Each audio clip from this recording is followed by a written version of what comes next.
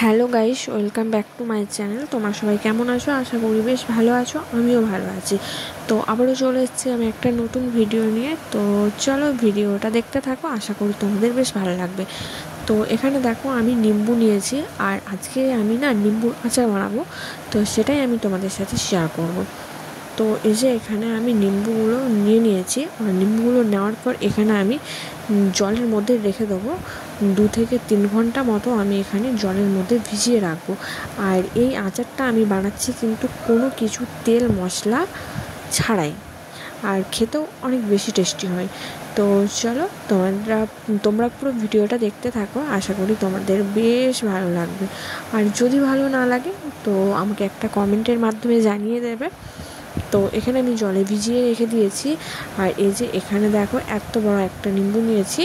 তো এটা আমি জলে ভেজাবো না, এটার রসটা আমার দরকার আছে। তো সেজন্য এটা আমি সাইড করে রেখে দিয়েছি।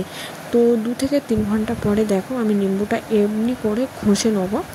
তো ওপরের যে মোটা একটা স্তর আছে, তো সেটাকে আমি ঘষে নেবো। তো পুরো নিম্বুগুলো এভাবে ঘষতে থাকবো। আর এই যে দেখো আমি এরকম করে পুরো ছাড়িয়ে নিচ্ছি।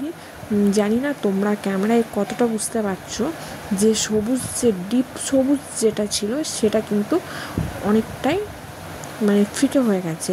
আর এখানে নিম্বুটা দেখো কিন্তু অনেক সফট হয়ে গেছে। যেটা আমি ঘষি নাই সেটা কিন্তু অনেক শক্ত আছে, আর যেটা আমি ঘষেছি সেটা কিন্তু দেখো এরকম পুরো সফট হয়ে গেছে। হাত দিয়ে আমি যে নাড়ছি তো পুরো একদম তুলতুল করছে।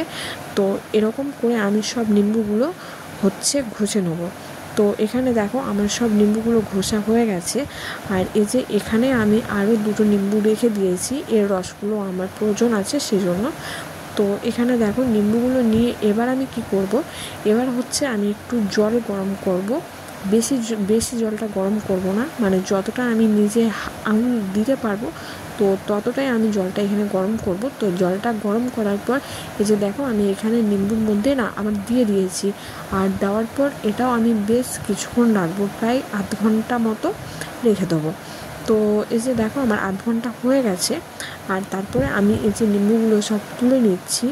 এবার আমি কি করব, এবার আমি নিম্বুগুলোকে রোদে দিয়ে দেবো যতক্ষণ না জলটা না শুকিয়ে আসে।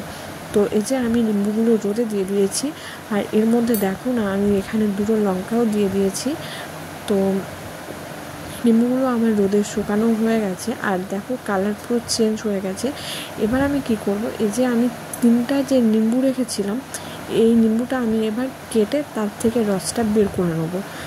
তো চলো রসটা বের করি, আর ততক্ষণে তোমরা ভিডিওটা দেখতে থাকো। তো এই যে দেখো এখানে আমার এতটা রসটা বের হয়েছে। তো তারপরে আমি কি করব, এখানে একটা কাঁচের জার নিয়েছি, আর তার মধ্যে আমি প্রত্যেকটা নিম্বুকে রেখে দিচ্ছি। তো এভাবে আমি নিম্বুগুলোকে সব ভরে দিচ্ছি। আর যে আমার 2টো শুকনো লঙ্কা ছিল, তো সেই শুকনো লঙ্কা 2টো আমি এখানে কিন্তু দিয়ে দিলাম। আর দেওয়ার পরে এই যে দেখো কাঁচের শিশিটা পুরো এরকম দেখতে লাগছে।